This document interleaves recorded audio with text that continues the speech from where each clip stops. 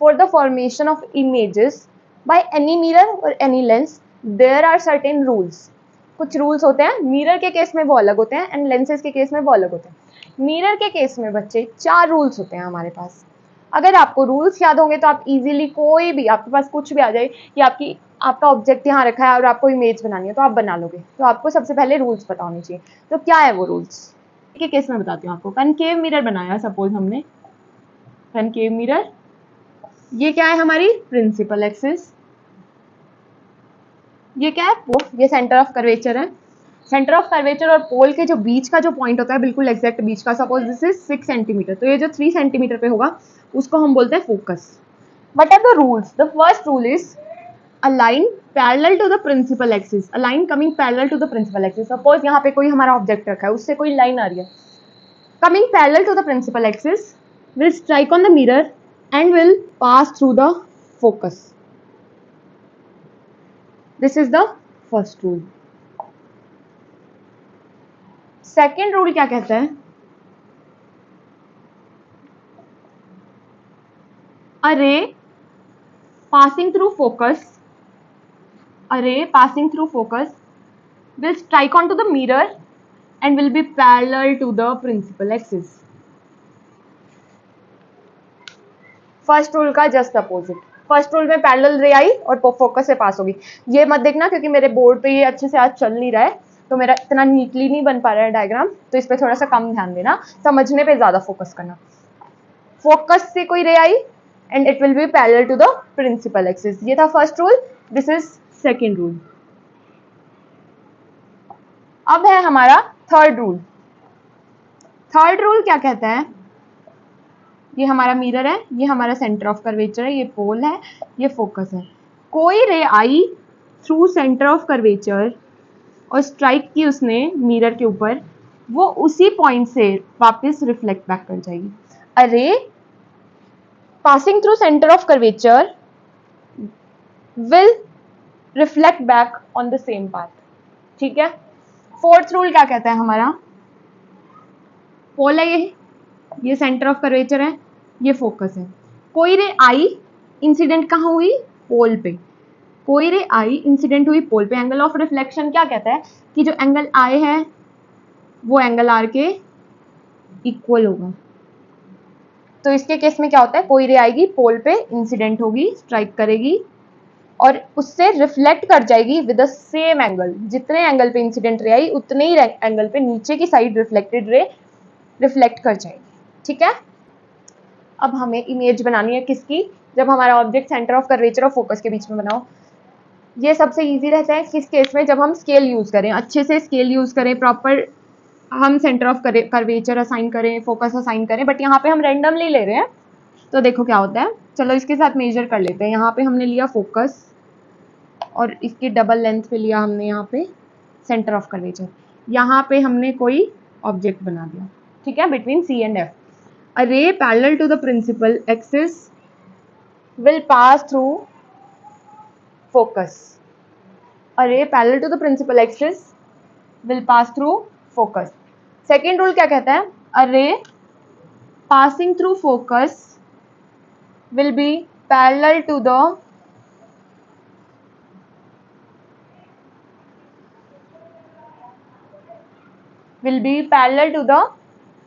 Second rule क्या कहता है? A ray passing through focus will be parallel to the principal axis. तो यहाँ पे पॉइंट आया और ये हमारी कहाँ बन गई इमेज? इधर।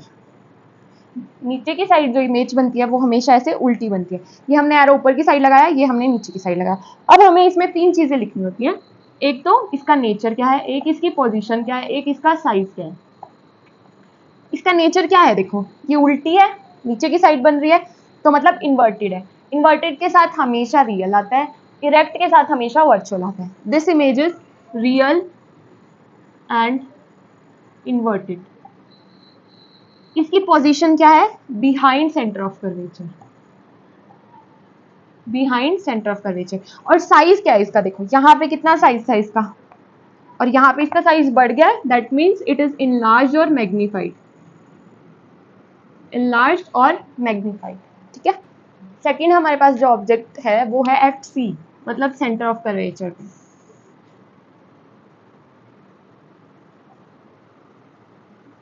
यहाँ पे हमारा कोई ऑब्जेक्ट है, वही रूल्स यूज करने हैं। A ray parallel to the principal axis, a ray parallel to the principal axis will pass through focus, a ray passing through focus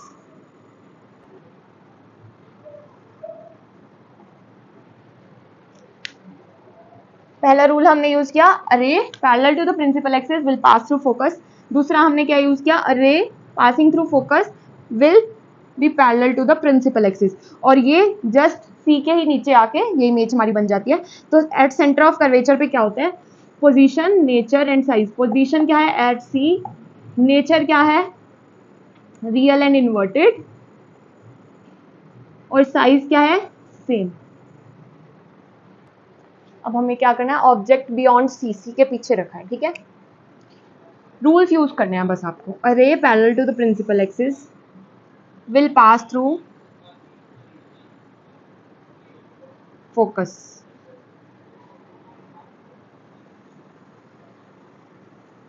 will pass through focus. और दूसरा रूल, अरे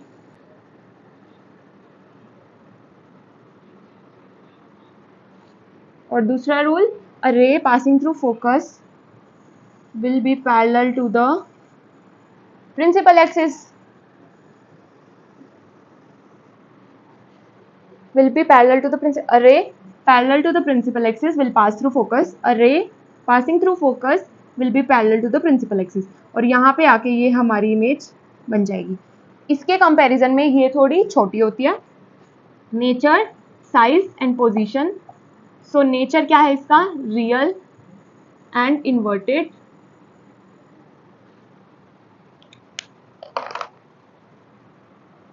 सो नेचर क्या है इसका रियल एंड इन्वर्टेड। साइज क्या है a little bit diminished, और position क्या है बिटवीन सी एंड एफ।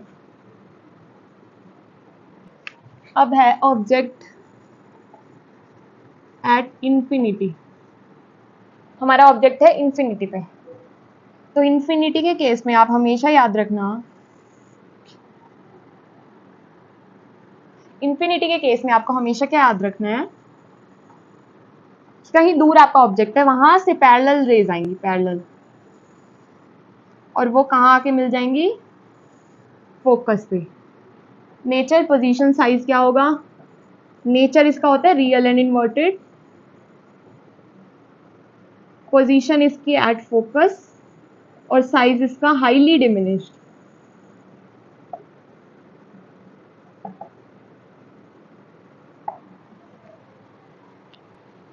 अब है नेक्स्ट जो है वो है ऑब्जेक्ट हमारा है फोकस पे।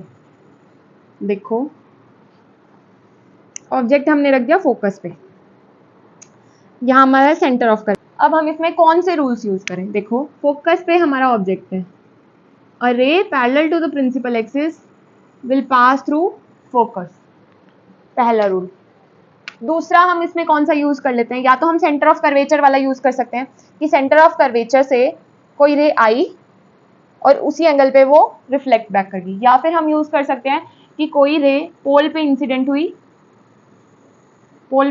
हुई, एंगल आई बनाया यहाँ पे और एंगल आर से रिफ्लेक्ट कर गई। जब हमारा ऑब्जेक्ट फोकस पे होता है तो यहाँ पे देखो ये रेज कहीं दूर जा रही हैं, ये रेज मीट नहीं करेंगी वैसे तो, बट हम सोच लेते हैं शायद कहीं ये मीट कर जाए। हमने फिर इमेजिन किया कि ये इन्फिनिटी पे जाके मैच कर जाएंगी एक दूसरे के साथ। So nature, position and size. Nature इसका क्या होगा, नीचे बन रही है तो रियल एंड इन्वर्टेड, पोजीशन इसकी क्या होगी एट इंफिनिटी, साइज इसका क्या होगा एनलार्ज्ड। अभी तक हमने देखा कि कनकेव मिरर में जितनी भी हमारी इमेजेस बनती हैं वो सारी रियल और इन्वर्टेड बनती हैं। कनकेव मिरर की 6 इमेजेस हैं, सारी कहाँ बन रही थी, रियल और इन्वर्टेड बन रही थी और मिरर से आगे बन रही थी। बट एक केस में क्या होता है कि वो मिरर के पीछे बनती है, और मिरर के पीछे जो बनती है उसको हम बोलते हैं virtual image, virtual and erect image. तो वो केस कौन सा होता है, ये मोस्ट इंपॉर्टेंट है। आपको क्वेश्चन आएगा कौन सा ऐसा केस है, आपके पास 6 के 6 ऑप्शंस हैं, आपके पास कोई 4 आ जाएगा उसमें से। आपको कहेंगे कौन से केस में वर्चुअल एंड इरेक्ट इमेज हमारी फॉर्म होती है कनकेव मिरर में, तो कब होती है वो देखो। ये है हमारा पोल, ये है हमारा फोकस, ये है हमारा सेंटर ऑफ कर्वेचर। जब हमारी ऑब्जेक्ट पोल और फोकस के बीच में हो, पोल और फोकस के बीच में हो, तो वो कैसे बनती है देखते हैं हम। पहला रूल हमने यूज किया कि कोई रे आई पोल पे इंसिडेंट हुई, सेम एंगल के साथ वो रिफ्लेक्ट कर दी। दूसरा रूल हमने यूज किया सेंटर ऑफ कर्वेचर वाला,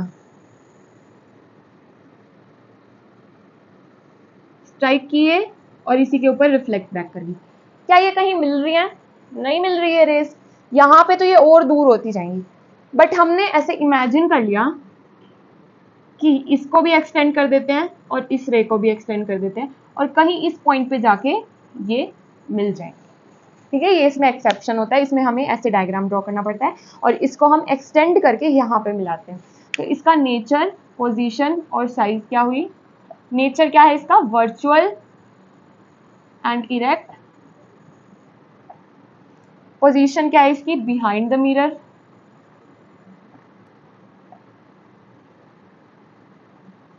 और साइज क्या है इसका? एनलार्ज्ड। तो ये थी हमारी 6 इमेजेस, किसके लिए? कनकेव मिरर्स की। अब हम बस इसके कनकेव मिरर के यूज पढ़ेंगे इस वीडियो में। नेक्स्ट वीडियो में फिर हम कन्वेक्स मिरर और लेंसेज के बारे में बात करेंगे। कनकेव मिरर के यूजेस क्या क्या होते हैं? एक तो ये टॉर्च और हेडलाइट्स में यूज होता है, टॉर्चेस में और हेडलाइट्स में, शेविंग मिरर्स में, ताकि एक बड़ा व्यू, एक वाइडर व्यू हमें प्रोवाइड कर सके, इन लार्ज इमेज फॉर्म कर सके। कैसे होता है शेविंग मिरर के केस में? जब हम पोल और फोकस के बीच में हमारे फेस को रखते हैं तो उसकी वर्चुअल एंड इरेक्ट इमेज कौन फॉर्म करके देता है हमें? Concave mirror.